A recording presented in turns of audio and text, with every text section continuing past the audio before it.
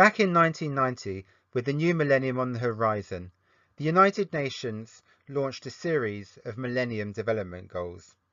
The first of these was to halve global poverty by 2015. The United Nations judged that in 1990 there were nearly 2 billion people around the world living on less than $1.25 per day. Could this number be reduced to less than 1 billion over the next 2.5 decades?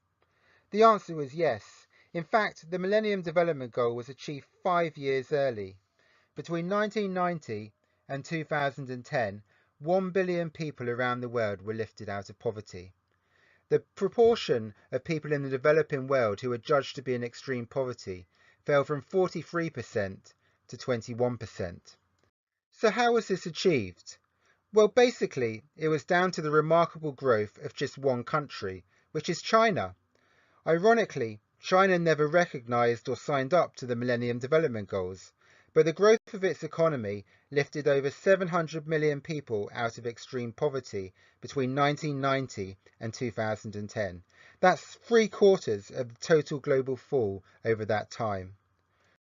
In 2015, the United Nations recast its Millennium Development Goals into Sustainable Development Goals, the first of which is to finish the job and eliminate extreme poverty everywhere by 2030.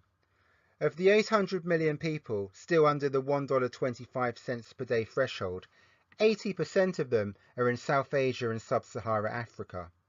Sub-Saharan Africa, in particular, has made almost no progress at all in lowering poverty rates over the last 25 years. So what are the lessons from all of this? Well, it tells us just how important economic growth really is. We, who are lucky enough to live in and be born into rich countries, have benefited from the growth of the economy in the past, which has propelled income levels to where they are today.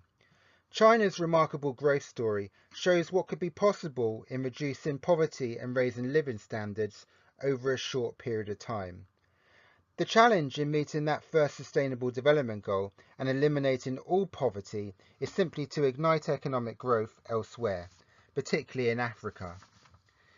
In our first intermediate macroeconomics lecture, we are going to think a little bit more about the processes of economic growth, with a view to, over the first teaching block, trying to explain why some countries are rich and others are poor.